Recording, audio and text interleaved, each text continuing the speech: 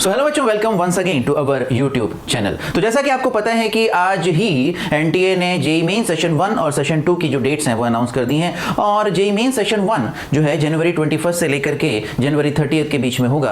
और अब हम देख रहे हैं कि हमारे पास आज जो है अक्टूबर 20 है, और बाय द टाइम आपको ये वीडियो जब मिलेगा तो शायद अक्टूबर 21 या 22 हो गया होगा। तो लेस देन 90 डेज हमारे पास बचे हुए हैं जेईई मेंस के लिए। तो इस बीच में हमारी क्या अप्रोच रहनी चाहिए, क्या स्ट्रैटेजी हमें लगानी चाहिए, किस तरह से हम अपने मार्क्स को मैक्सिमाइज कर सकते हैं, किस तरह से हम जो हमारा ड्रीम है 99 परसेंटाइल लेकर के आने का वो कैसे पूरा कर सकते हैं। और आज मैं हर तरह के बच्चों के लिए एक प्रॉपर स्ट्रैटेजी लेकर के आया हूं। चाहे आपके जो मॉक टेस्ट है, जो आपका कोचिंग का मॉक टेस्ट है, उसमें चाहे आपके 150 से कम आ रहे हों या 150 से 200 के बीच में आ रहे हों या 200 से ज्यादा आ रहे हों, सभी प्रकार के बच्चों के लिए मैं एक बहुत ही पावरफुल स्ट्रैटेजी लेकर के आया हूं, जिससे कि आप जो है अपने मार्क्स को मैक्सिमाइज कर सकते हो। और अगर आपने कंसिस्टेंटली इस स्ट्रैटेजी को फॉलो किया और हार्ड वर्क किया तो डेफिनेटली आप 99 परसेंटाइल तक पहुंच करके किसी भी टॉप एनआईटी में जो है एक टॉप ब्रांच में जरूर एडमिशन ले सकते हो। तो बिना किसी फर्दर डिले के आज के हम इस सेशन को स्टार्ट करते हैं। तो 99 परसेंटाइल स्ट्रैटेजी लास्ट 90 डेज। तो बाय द टाइम आप इस वीडियो को देखेंगे 90 डेज से थोड़ा और कम हो जाएगा। तो जेईई मेंस 2026 की जो है 99 परसेंटाइल स्ट्रैटेजी। तो जैसा कि आपको पता है कि सेशन 1 जो है वो 21 जनवरी से 30 जनवरी 2026 के बीच में कंडक्ट किया जाएगा, और सेशन 2 जो है वो 1 अप्रैल से 10 अप्रैल के बीच में कंडक्ट किया जाएगा। ये जो डेट्स हैं एग्जैक्टली सिमिलर हैं लास्ट ईयर जो डेट्स थी उनके। तो इस तरह से ही आपको पता लगे। और खासकर अब हम जनवरी अटेम्प्ट पे जो है हम फोकस करेंगे, जो फर्स्ट सेशन है उस पे फोकस करेंगे, क्योंकि अभी वो जो है पास में आने वाला है। एक चीज मैं आपको बताना चाहता हूं कि फर्स्ट सेशन में परसेंटाइल जो है, हाई परसेंटाइल स्कोर कर पाना थोड़ा रिलेटिवली इजियर रहता है एज कंपेयर टू जो सेकंड सेशन है। और मेरे बहुत से स्टूडेंट्स के साथ मैंने ये ऑब्जर्व किया है, और ओवरऑल भी ये ऑब्जर्वेशन जनरली देखा जाता है कि फर्स्ट अटेम्प्ट में जो है इजीली हम हाई परसेंटाइल स्कोर कर सकते हैं as compared to the second attempt. यहां पर अलग अलग तरह के जो बच्चे हैं वो इन वीडियोस को, मेरा जो ये वीडियो है इसको देख रहे होंगे। अब कुछ बच्चे ऐसे होंगे जो कि हम कहें कि एवरेज परफॉर्मेंस जो कर रहे होंगे या बिलो एवरेज परफॉर्मेंस कर रहे होंगे। कुछ बच्चे ऐसे होंगे जो एवरेज लेवल पे या एक अच्छे लेवल पे, डिसेंट लेवल पे परफॉर्म कर रहे होंगे। कुछ लोग होंगे जो बहुत ही अच्छा परफॉर्म कर रहे होंगे। तो तीनों तरह के जो बच्चे हैं, हर तरह के जो बच्चे हैं, वो क्या स्ट्रैटेजी फॉलो करें जिससे कि वो अपने मार्क्स को मैक्सिमाइज कर सके। एक चीज मैं आपको बता सकता हूं कि अगर आपने ठान लिया, अगर आप डिटरमाइंड हो और कंसिस्टेंटली हार्ड वर्क करने के लिए तैयार हो, तो अभी भी आप चाहो तो 99 परसेंटाइल लेकर के आ सकते हो। कितनी ऐसी सक्सेस स्टोरीज जो हैं मैंने खुद देखी हैं, और आपने भी अपने आसपास जो है अपने सीनियर्स को हो सकता हो देखा हो, तो ये अभी भी पॉसिबल है।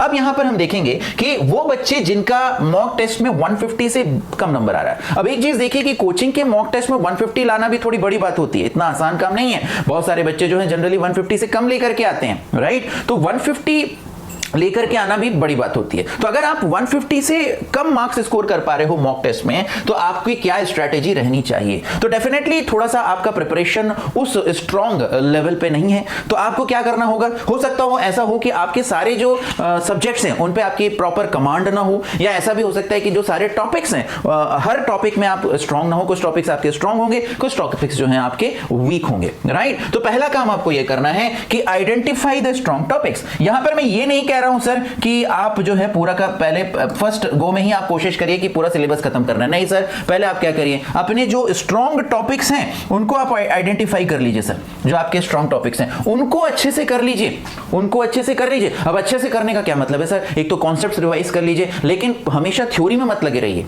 क्योंकि देखिए कॉन्सेप्ट रिवीजन जो हम करते हैं किस लिए, प्रॉब्लम सॉल्विंग के लिए। क्योंकि जेईई मेंस में ऐसा तो है नहीं कि आपको प्रूफ करने को दिया जाएगा, या of course assertion reason statement based question थोड़े से थ्योरेटिकल टाइप के होते हैं, लेकिन उसमें भी कॉन्सेप्ट लगता है। कॉन्सेप्ट की अगर अंडरस्टैंडिंग नहीं है तो आप उन क्वेश्चंस को नहीं कर पाओगे। तो अल्टीमेटली आपको कॉन्सेप्ट रिवाइज करके प्रॉब्लम सॉल्विंग करनी है। जितनी ज्यादा प्रॉब्लम सॉल्विंग करोगे, जितनी ज्यादा प्रैक्टिस आप करोगे, उतना ही ज्यादा आपका हाई चांस होगा जेईई मेंस में अच्छा परफॉर्मेंस करने का। तो आपको केवल कॉन्सेप्ट रिवाइज करके खुश नहीं हो जाना है सर।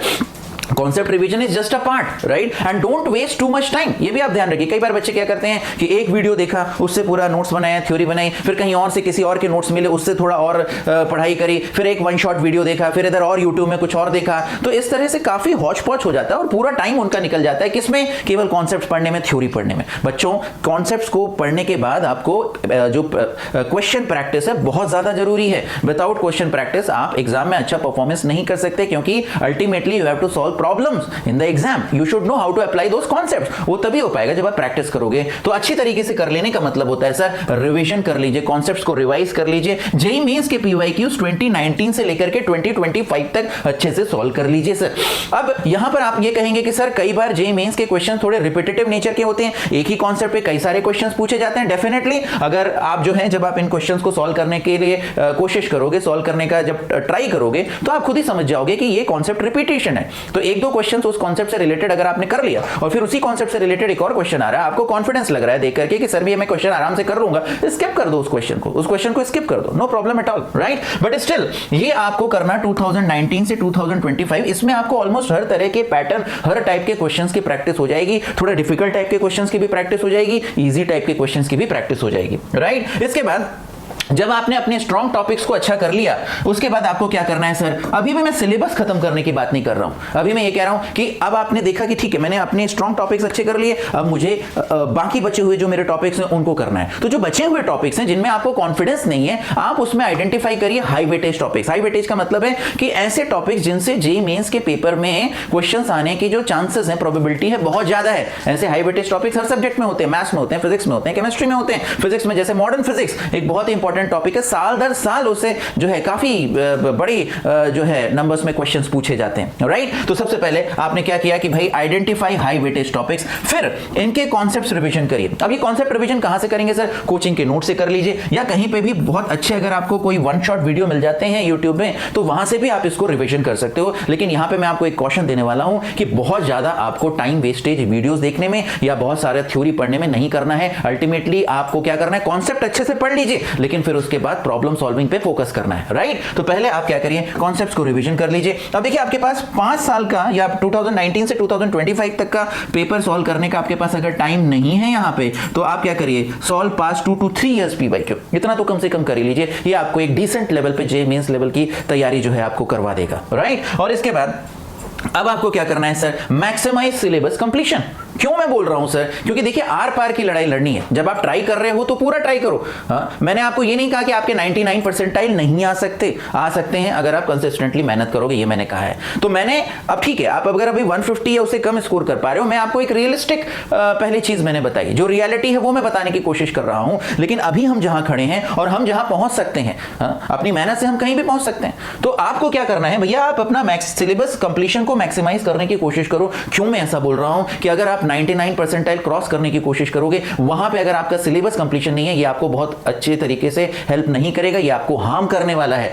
ये आपको 99 परसेंटाइल के पार नहीं जाने देगा। क्योंकि कई बार ऐसा होता है कि आपकी अगर किस्मत अच्छी नहीं है तो जो टॉपिक्स आपने नहीं पढ़े हो सकते तो उसी टॉपिक से क्वेश्चंस आ जाएं, या जो टॉपिक आपका स्ट्रांग है उस टॉपिक से डिफिकल्ट क्वेश्चंस आ जाएं, तो कुछ नहीं कहा जा सकता। इसलिए मैं आपको कहूंगा कि सर यहां पे जो सिलेबस है, कवरेज है, उसको मैक्सिमाइज करिए। और मॉक टेस्ट कब से देना चालू करना है, कई बच्चों का ये क्वेश्चन रहता है कि सर हम मॉक टेस्ट कब से देना चालू करें। तो मेरा सजेशन ये रहेगा कि बाय दिसंबर मिड से फिर जनवरी तक आपके पास ऑलमोस्ट 1 मंथ रहेगा। तो दिसंबर मिड से पूरी तरह से फोकस करके full length mock test, full length का मतलब कंप्लीट सिलेबस जो मॉक टेस्ट का है उसकी आप तैयारी जो है उसको आप देना चालू कर दें, राइट। तो आपकी कोचिंग में भी ऐसे टेस्ट रखे जाएंगे, और अगर आप कहीं पे कोचिंग में एनरोल नहीं हो तो कहीं किसी ना किसी रेप्यूटेड कोचिंग का आप जो मॉक टेस्ट है, वो टेस्ट सीरीज है, वो आप ले सकते हो, राइट। और इसके बाद मॉक टेस्ट में आपको क्या करना है सर, कई बार बच्चे बोलते हैं कि सर सेफ स्कोर 99 परसेंटाइल के लिए कितना रहेगा। तो देखिए बच्चों, मैं आपको ये कहूंगा कि फिजिक्स और केमिस्ट्री में अभी तक का जो पेपर ट्रेंड रहा है, मैथ्स का पेपर जो है सॉल्वेबल रहता था, लेकिन लेंदी रहता था, लंबे उनके कैलकुलेशंस करने होते थे, है ना। पीवाईक्यू बेस्ड क्वेश्चंस रहते थे, सॉल्वेबल रहते थे, लेंदी रहते थे, इसलिए कई बार बच्चों को मैथ्स में स्कोर कर पाना ऑन एन एवरेज डिफिकल्ट होता है। तो आपको खींचना किधर है सर, फिर फिजिक्स और केमिस्ट्री में आपको खींचना पड़ेगा। तो मेरा सजेशन ये है सर कि 60 to 70 मार्क्स आप मॉक टेस्ट में ट्राई करो फिजिक्स और केमिस्ट्री में खींचने का। फिजिक्स और केमिस्ट्री में 60 to 70 मार्क्स खींचने का ट्राई करो, मैथमेटिक्स में 50 to 60 मार्क्स खींचने का ट्राई करो। ओवरऑल आपको ट्राई क्या करना है, ओवरऑल आपको 180 to 190 प्लस का टारगेट करना है। अब ये जब आप टारगेट करोगे तो देखिए कोचिंग के जो मॉक टेस्ट होते हैं जनरली वो थोड़ा डिफिकल्ट लेवल पे बनाए जाते हैं, जो जेईई मेंस का लेवल रहता है उससे ऊपर का थोड़ा सा लेवल रहता है। तो अगर वहां पे आपने किसी तरह 180 190 तक ऑन एन एवरेज लेकर के आ गए तो डेफिनेटली जेईई मेंस में आप 200 क्रॉस कर जाओगे, एंड 200 क्रॉस करने पे बहुत हाई प्रोबेबिलिटी है that you will and up getting 99 percentile, right. तो ये इंपॉर्टेंट है यहाँ पे आपके लिए कि जो 190 प्लस का जो स्कोर है वो आप टारगेट करें। फिजिक्स केमिस्ट्री मैथ्स में ये स्कोर जो है आप फोकस कर सकते हो, राइट। तो ये वो बच्चे हैं जिनका अभी 150 या उससे कम जो है मार्क्स आ रहा है। अब कई बच्चे ऐसे हैं जो 150 प्लस या 160 टू 200 के आसपास जो है स्कोर कर रहे हैं, तो इनको अब क्या करना चाहिए। देखिए बच्चे, जब आप लोग 160 से 200 स्कोर कर रहे हो, डेफिनेटली आप जेईई एडवांस की भी फुल फोकस के साथ तैयारी कर रहे होगी।